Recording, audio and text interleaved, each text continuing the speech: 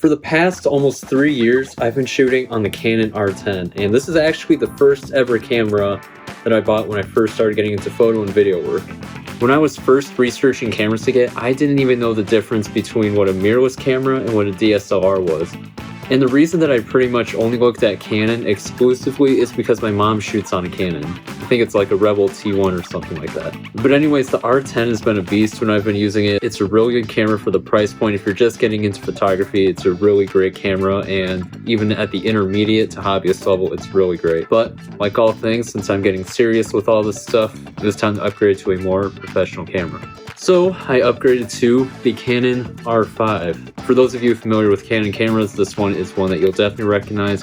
If you aren't, just a quick rundown. Again, it's a mirrorless camera, the difference being the Canon R10 is an APS-C crop sensor, and the R5 is a full frame. So I believe the Canon R10 is like a 24.2, maybe 0.4 megapixel sensor.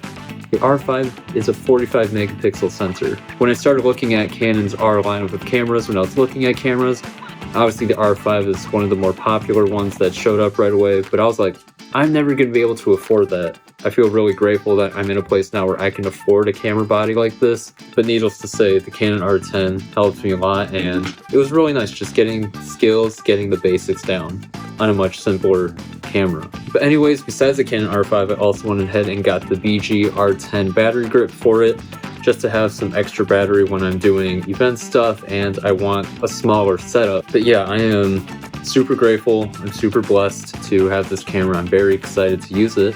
And with all that being said, let's go test it out. 1 day later. All right, so we're out with the R5. I'm just gonna go take some photos, take some video, maybe just get some nice B-roll to have in the bank for later. But first, I need a little pick-me-up. So before we get started, I'm just gonna go into the gas station and just get a little pick-me-up. Probably a Light Monster or a Bum. We'll see how I feel.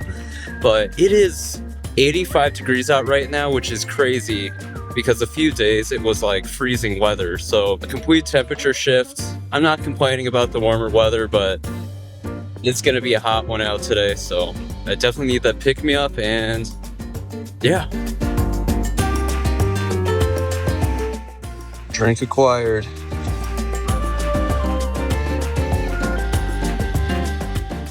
So I've gotten to spend some good time getting acquainted with the R5, and you're gonna see some examples of the photos and videos I've taken with it so far. I mean, this is such a huge upgrade. I'm super impressed with the low light performance. Coming from the R10, we're getting super visible noise at ISO 800. Now in the R5, I can do double plus that and still get a really nice looking image without having to do denoising in post. So again, I'm super excited to use this. If you're new here, consider leaving a like and subscribe. That helps push out my content to more viewers like you. And yeah, choose kindness, be good, have a good one.